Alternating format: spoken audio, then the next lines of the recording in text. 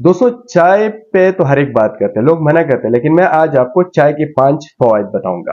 पहला, चाय के इस्तेमाल करने से आपका कोलेस्ट्रॉल लेवल कम हो सकता है, यानी कि चाय में हमारे साथ फ्लोनाइड्स मौजूद होते हैं जिसकी वजह से आपका कोलेस्ट्रॉल लेवल कम हो सकता है। दूसरा फायदा यह होता है कि चाय के इस्तेमाल करने से आपके जिस्म में सोजश कम हो सकती है। चाय में बहुत ज्यादा एंटीऑक्सीडेंट मौजूद होती है जो आपके जिस्म की सोजश जो है उसको कम करने में मदद दे सकती है।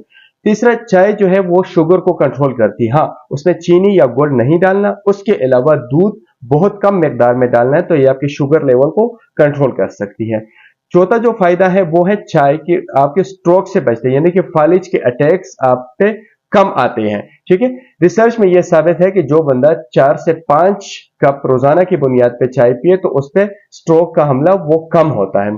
पांचवा जो फायदा होता है, चाय चाय बहुत ज्यादा आपको फोकस बढ़ाती है। इसमें बहुत ज्यादा कैफीन शामिल होते हैं। जब आप कैफीन यूज करते हैं तो आप कंसंट्रेशन एक चीज की तरफ आपकी बढ़ जाती है और आपकी तवज्जो बढ़ जाती है। तो जो दोस्त चाय से बहुत ज्यादा नफरत करते हैं तो यकीनन इस 5 फायदों के साथ साथ वो चाय की शुरुआत भी करेंगे, लेकिन इसके नुकसानात भी हैं।